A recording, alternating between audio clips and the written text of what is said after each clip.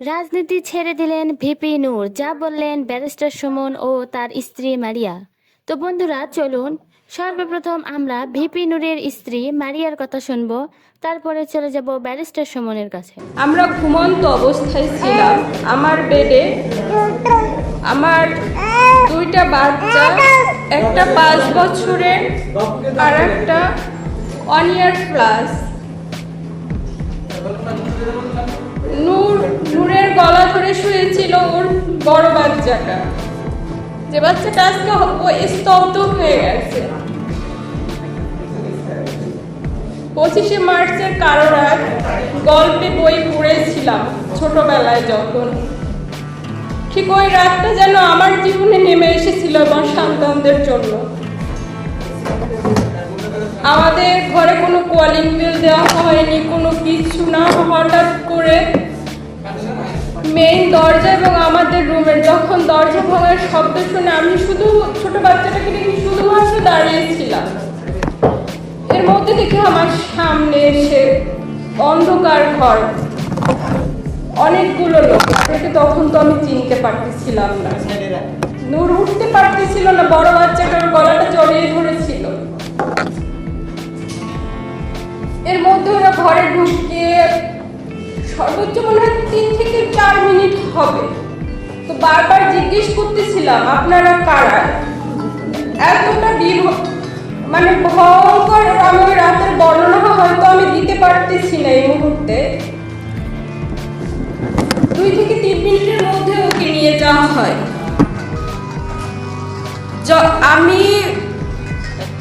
আমি নিজেও শারীরিকভাবে অসুস্থ। ওই দিনই আমি একজন খুবই সাধারণ একজন স্কুল টিচার। আমি শারীরিকভাবেও হয়তো কিছু ব্যক্তিগত কথা থাকে যা কখনো পাবলিকলি বলা যায় না, কিন্তু আজকে আমি বলতে বাধ্য হচ্ছি। 7 মান্থ রানিং আমি প্রেগনেন্ট, আর আমার 2টা বাচ্চা এই জায়গায় থাকে, ওর বাবার কাছেই থাকে। আমি যেহেতু চাকরি করি, ইভেন আবার নিজে অসুস্থ এখন, যার কারণে ওদেরকে ক্যারি করে আমার জব করা সম্ভব হচ্ছিল না। তো বৃহস্পতিবার দিন আমি আমার থেকে যখন ছুটি নিই নিজের ডক্টর দেখানোর জন্য আসি, শুক্রবার দিন এসে আমি নামি। তো আমার বলতে খুব কষ্ট হচ্ছে। তো ডক্টর তো দূরের কথা, মানে আমার ছোট বাচ্চাটাও অসুস্থ।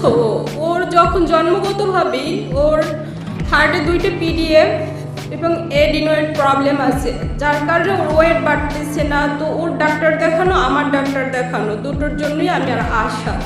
এ জায়গায় ওকে রেখে গেছিলাম। তো সেই ভয়ঙ্কর রাত ওকে যখন নিজে শুধু আমরা চিৎকার করতেছিলাম যে আপনারা কারা, কেন নিয়ে যাচ্ছেন, তারা কিছুই বলতেছিল না। তোকে নিয়ে যায়, যাওয়ার পরে আমরা কি করব হতভম্ব। আমাদের বাসার যতগুলো ফোন ছিল সবগুলো ফোন তারা নিয়ে যায়। ইভেন সিকিউরিটি গার্ডের যে নর্মাল ফোন সেটাও তাকে নিয়ে যাওয়া হয় ওই রাতে। তারপর ভোর রাত ওকে নিয়ে যাওয়ার কিছুক্ষণ পরেই আজান দিচ্ছিল। আমি রোডে পাগলের মতো দৌড়াচ্ছিলাম যে কারা নিয়ে যাচ্ছে। সেই 25শে মার্চের রাতের মতো এত ভয়ঙ্কর, এত বীভৎস। আমার কিছু কথা আসলেই বলতে আমার খুব কষ্ট হচ্ছে আজকে। ওরা আমাকে ধরেছিল এমন ভাবে, শুধু আমি জানতে চাচ্ছিলাম যে কেন নিয়ে যাচ্ছে। আমার বাচ্চাটা থরথর করে কান্না করতেছিল, বড় বাচ্চাটা ভয়ে সে কান্না করতে পারতেছিল না। ইভেন ওর সাথে তার আগেও একটা ইনসিডেন্ট আমাদের বাসায় ঘটে গেছিল। মোল্লা নামে যে ছেলেটা ছিল আমাদের বাসায়, তখনও আমাদের দরজা ভেঙে নিয়ে যায়। মানসিকভাবে ওর ট্রমা চলে যায়, ওর কথা বলো আর 5টা সাধারণ বাচ্চার মতো ওর লাইফটা এখন নেই। যাই হোক, তখন নিয়ে যাওয়ার পরে আমরা ডিবি কার্যালয়ে যাই মিন্টু রোডে 7টার দিকে। ও জায়গায় খোঁজ করি যে কারা নিয়ে গেল, যেহেতু প্রশাসন হয়তো নিয়ে গেছে কিনা জানার জন্য ডিবি কার্যালয়ে গেলাম। ওই জায়গা থেকে যেহেতু র্যাবের 2টা গাড়ি ছিল, র্যাব 3-এর, তো তার জন্য র্যাব 3-এ যায়। যখন ওর খোঁজ পাচ্ছিলাম না, তারপরে বাধ্য হয়ে নিকটস্থ আমাদের হাতিরঝিল থানায় গেলাম। যেহেতু ওর খোঁজ মানে শুধুই ভয়ে ছিলাম যে আসলে ওকে আমরা ফেরত পাবো কিনা, জানি না, যেভাবে নিয়ে গেছে ওরা। দুইবার করে হাতিরঝিল থানা যায়, তারা বলে আমাদের কাছে কোনো তথ্য নেই। যে অনেক সময় কোনো এলাকায় মানে এরকম যদি করা হয় তাহলে নিকটস্থ থানাকে ইনভলভ করা হয়, তাদেরকে জানানো হয়। সো তাদের কাছে বারবার যাওয়া, তারাও কোনো তথ্য দিচ্ছিল না। পাগলের মতো দাঁড়ে দাঁড়ে প্রত্যেকটা প্রশাসনের এসে ঘুরতেছিলাম। তো 20 তারিখ পার হয়ে আমরা 20 তারিখই আবার কোর্টে, যে অনেক সময় 24 ঘন্টা পরে প্রশাসন নিয়ে গেলে কোর্টে উঠানো হয়। তো ওই দিন তাকে কোর্টে আর উঠানো হয়নি। পরের দিন আবার সিএমএম কোর্টে গেলাম, এইভাবে জানতে পারলাম যে কোর্টে উঠানো হবে হয়তো। তো যখন কোর্টে গেলাম, আমি যেহেতু অসুস্থ, একা মুভ করতে পারতেছিলাম না, নূরের ছোট ভাইটি আমার সাথে ছিল। তো ওকেও ওই কোর্ট চত্বর থেকে ওকেও আবার ওরা ধরে নেয়। তো তারপর রাত 8টার দিকে, 21 জুলাই রাত 8টার দিকে ওকে কোর্টে ওঠানো হয়। ওর সাথে আমাদের ফ্যামিলির কারোকে দেখা করতে দেওয়া হয়নি। কি টর্চার করেছিল বা কি হয়েছিল কোথায় কিছুই তখন জানতে পারিনি। আইনজীবীদের মাধ্যমে জানতে পারি যে ওকে যখন কোর্টে উঠানো হয়, ও নিজ মুখে মহামান্য আদালতকে ওর উপরে ওই নিখোঁজ অবস্থায় যে শারীরিকভাবে টর্চার করা হয়েছিল, প্রত্যেকটা নির্যাতনের আঘাতের চিহ্ন সে নিজের টি শার্ট খুলে জজ সাহেবকে দেখিয়েছিলেন। কিন্তু তারপরেও তাকে আবার 5 দিনের রিমান্ড মঞ্জুর করে। তো ওকে ওই জায়গা থেকে রিমান্ডে আবার নিয়ে যাওয়া হয়। তো রিমান্ডে নিয়ে যাওয়ার পরে রিমান্ডের 5 দিন অতিবাহিত হওয়ার পরে গতকাল যখন কোর্টে উঠানো হয়, সে এক বিভৎস চিত্র। ও তো কোনো চোর ডাকাত নয়, ও তো কোনো খুনি নয়, ও তো কোনো জঙ্গি নয়, ও তো একজন ডাকসুর সাবেক ভিপি, ছাত্রদের হয়ে কথা বলছে। আর এতটুকু তো অধিকার আমাদের সংবিধান আমাদেরকে দিয়েছে। নিজে পায়ে হেঁটে ও কোর্টে উঠতে পারেনি, পুলিশের কাঁধে ভর দিয়ে তারপরে ওকে কোর্টে উঠতে হয়েছিল। তো মহামান্য আদালতকে বারবার অনুরোধ করার পরে আমি একটু দেখা করার সুযোগ পাই। তো তখন ও বলে যে এই রিমান্ডের 5টা দিন ওর উপরে যে অমানবিক নির্যাতন করা হয়েছে, যেটা বলতে আমার একটা মানুষের উপরে এরকম জানোয়ারের মতো, আমি জানি না অন্য কোথাও হয় কিনা। আগে শুনেছি রিমান্ডে নেওয়া হয় জিজ্ঞাসাবাদের জন্য, বাট এতটা ভয়ঙ্কর ভাবে ওর উপরে অত্যাচার করা হয়েছে, যেটা বলতে আজকে আমার হয়তো সন্তানদের সামনে, ওরা এখনো জানে না। আমার বাচ্চাটা যখন আমি বের হই বাসা থেকে, বারবার জিজ্ঞেস করে, মা তুমি বাইরে যাচ্ছ কেন, তুমি আমার বাবাকে নিয়ে আসতেছো না, বাবাকে ফোন দাও। কারণ ওর বাবাকে ছাড়াও ঘুমোতে পারে না, ওর বাবার কাছে ও যেহেতু থাকে, ওকে গোসল করায় দেয়, খাইয়ে দেয়। জানি না ও সন্তান হিসেবে কিরকম, হাজবেন্ড হিসেবে কিরকম, বাট ওর সন্তানদের জন্য সর্বোচ্চটুকু করে। ও যখন বারবার বলে, আমার কাছে জানতে চায়, বাবাকে ফোন দাও, বাবা কেন আসে না, উত্তরগুলো আমার কাছে নেই। আমি কি বলবো, এখনো জানে না। ওর সামনেও তো আমি এখন বলতেছি ওর বাবা কোথায় আছে, কিভাবে আছে, বলি যে ও হয়তো দেশের বাইরে, ও জানে যে দেশে গেছে, ও আসবে, সে অপেক্ষা করে। ও তো যখন ও বলতেছিল, ওই রিমান্ডের অবস্থায় ওর পা দুটো ঝুলায় উপরের দিকে, তারপরে ওকে শারীরিকভাবে যত নির্যাতন আছে, ইনজেকশন পুশ করা হয়েছে, সেটা স্লো পয়জনিং কিনা জানি না, ইলেকট্রিক শক দেওয়া হচ্ছে। নির্যাতনের এতটা অসহ্য যন্ত্রণা, যেটা সহ্য করতে না পেরে ওরা 3-4 বার ও জায়গায় সেন্সলেস হয়ে গিয়েছিল। ওর সাথে কি হয়েছে নিজেও বলতে পারেনি। 250-টিরও বেশি ডিজাইন অপশন নিয়ে ওয়ালটন স্মার্ট ফ্রিজ, বোঝে আপনার প্রয়োজন।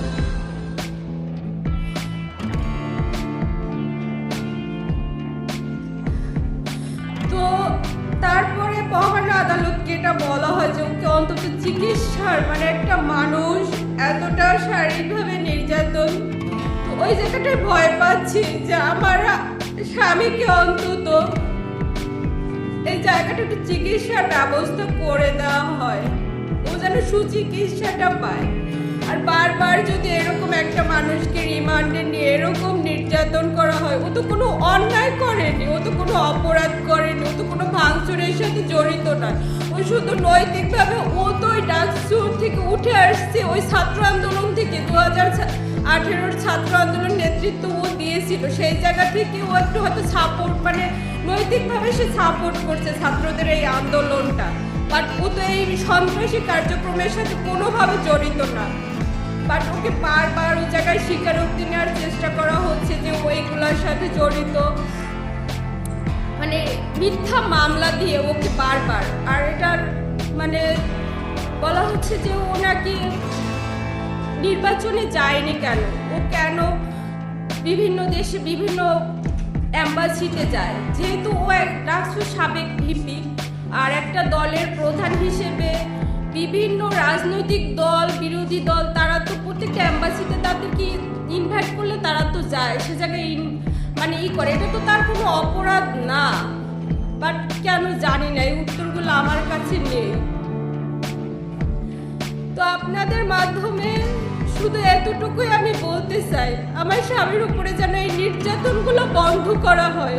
ও তো কোনো অপরাধ মানে আমার সন্তানদের আমার মানে লাইফের এই সময়গুলো যেন কেড়ে নেওয়া না হয়, ওকে যেন মানে আমার সন্তানরা বিশেষ করে আমার বড় বাচ্চাটা যখন স্কুলে যায়, হয়তো স্কুলে ও জায়গায় ওর ওই এর আগে কয়েকটা ঘটনা ওর লাইফে ঘটে গেছে, আর 5টা সাধারণ বাচ্চা যেভাবে বড় হয় ওদেরও তো অধিকার আছে সেই সাধারণভাবে বড় হওয়ার, কিন্তু সেটা তো একটা বাচ্চার বা একটা মানুষের লাইফ থেকে কেড়ে নেওয়ার অধিকার তো কারণ নাই। তাহলে কি এই দেশে জন্মগ্রহণ করাটাই কি আমাদের পাপ হয়ে গেছে?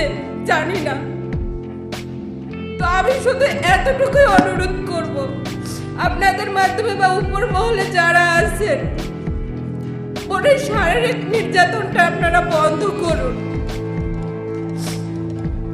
ও যেন রাজনীতি আমার দরকার নেই, আমার রাজনীতি করতে হবে না, কারণ আমি খুব নিম্ন মধ্যবিত্ত পরিবার থেকে উঠে আসা, নুরও তাই।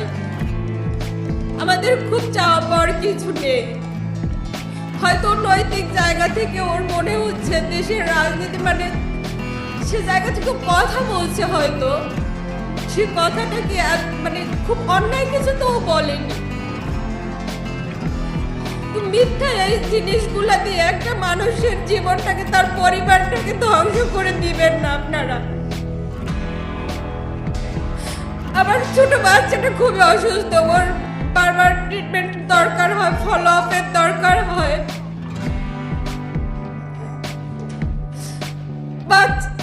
আমি জানি না সব বাচ্চারাই হয়তো তার বাবার জন্য খুব পাগল থাকে, বাট আমার বড় বাচ্চাটা যখন বলে মা তুমি রাগ করো না, আমি তো আমার বাবাকে বেশি ভালোবাসি, তো এই জিনিসগুলো আমার নিতে খুবই কষ্ট হচ্ছে। ও ঘুমায় না, বাবা কখন আসবে, প্রতিদিন ওর অপেক্ষা, যারা যতটাই হোক খুব রাত জাগে ওর বাবার জন্য, বাবা যখন আসবে তখন সে ঘুমাবে বাবার সাথে। তাই আপনাদের কাছে মাধ্যমে শুধু আমার করজোর অনুরোধ, প্রয়োজনে রাজনীতি করতে আমার হাজবেন্ডকে আমি দিব না, শুধু আমাদের কাছে ফেরত দেওয়া হোক ওকে। ও তো কোনো অন্যায় করেনি, ও তো কোনো অপরাধ করেনি,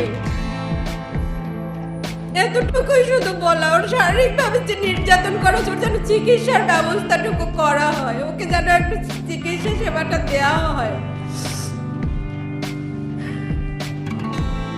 ওকে বারবার মানে নির্বাচনের ওর মেইন এটাই হচ্ছে, তারা বারবার বলছে যে বারবার তাকে নির্বাচনে নেওয়ার চেষ্টা, বাট সে যায়নি কেন, সে অ্যাম্বাসিতে যায় কেন। সো এই জিনিসগুলোকে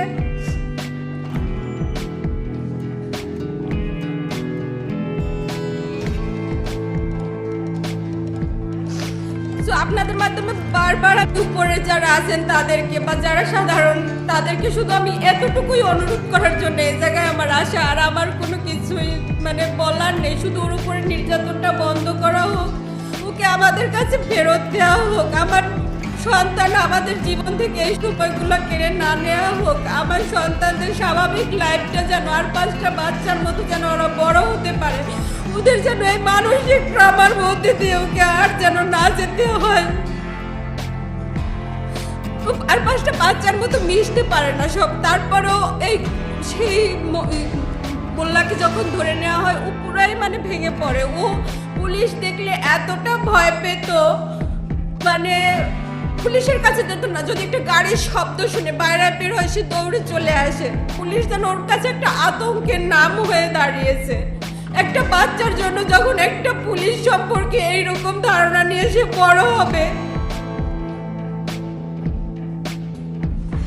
স্কুলের টিচাররাও বলে ওরা 5টা বাচ্চার মতো সবার সাথে মিশতে পারে। ওর ভিতরে যে একটা আতঙ্ক ঢুকে গেছে সেটা ও মানে সে জায়গায় ওকে আমি সাইকোলজিক্যাল কাউন্সিলিংও করানোর জন্য আমি ওকে ডক্টর দেখাচ্ছিলাম। তারপরে অনেকটা ইমপ্রুভ হচ্ছিল। এর মধ্যে আবার এই ইনসিডেন্ট, জানি না ওকে আমি আবার স্বাভাবিক লাইফটা ওর ফেরত দিতে পারবো কিনা। তো আপনাদের মাধ্যমে আমি শুধু বারবার অনুরোধ করতেছি আমার হাজবেন্ডের উপরে এই নির্যাতনটা যেন বন্ধ করা হয়। এই নির্যাতনটা শুধু বন্ধ করেন, ওকে আমাদের কাছে আমাদের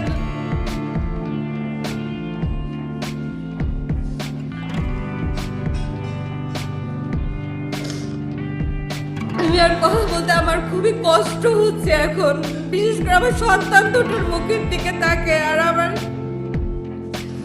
অনাগত সন্তান এই অবস্থায় একটা মানুষ গেলে তার উপরে যে শারীরিক মানসিক এখন আমার অবস্থা আমি জানি না। আমার আর একজনকে আমি সুস্থ স্বাভাবিকভাবে পৃথিবীতে আনতে পারবো কিনা সেটাও আমার শঙ্কা।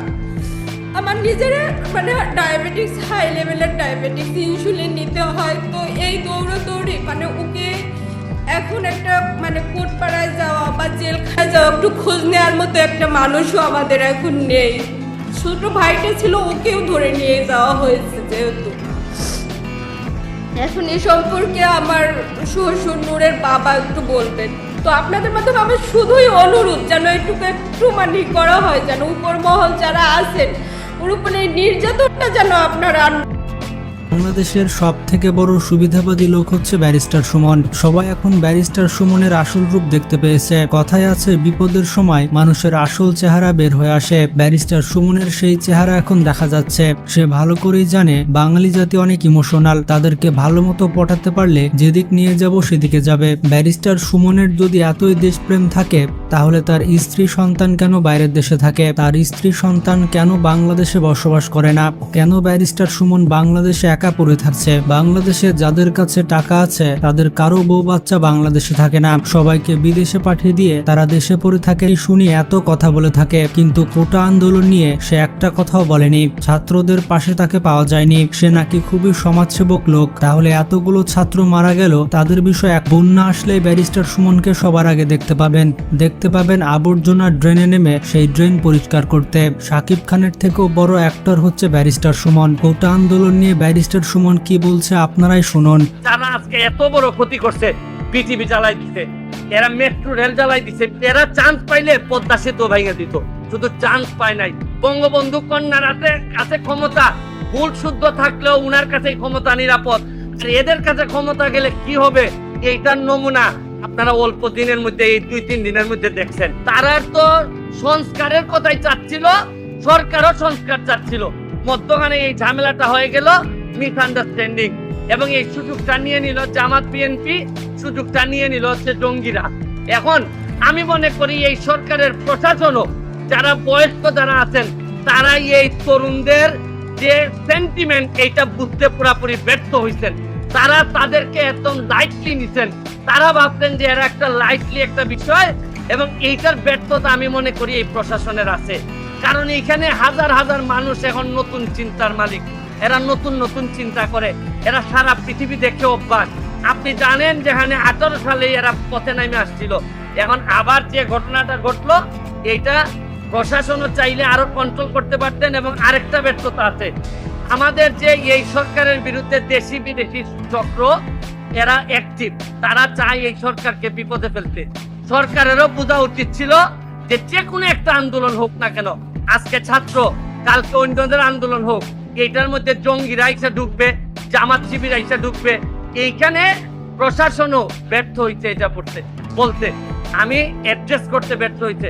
আমি সরকারকে দাবি জানাবো যত দ্রুত সম্ভব আমরা যে অর্ডার হয়েছে সুপ্রিম কোর্টের এটা গেজেট আকারে প্রকাশ করে, কারণ সরকারের প্রতি বিশ্বস্ততা কমে গেছে ছাত্রদের। সে বলছে ক্ষমতা নাকি শুধুমাত্র শেখ হাসিনার হাতেই সুরক্ষিত, আর যারা এত হামলা এবং প্রতিবাদ করেছে তাদের মধ্যে নাকি কেউ শিক্ষার্থী ছিল না, এর মধ্যে নাকি বিরোধী দলের লোক ছিল। কথাগুলো শুনে বুঝতে পারলেন যে সে কি পরিমাণ তেল মেরেছে। ব্যারিস্টার সুমন গা বাঁচিয়ে বাঁচিয়ে কথা বলছে, অথচ বাংলাদেশের অন্য কোনো ইস্যুতে ব্যারিস্টার সুমন হুঙ্কার দিয়ে কথা বলে। যেমন এই দেখুন না, ওবায়দুল কাদেরকে কিভাবে কাওয়া বলছে।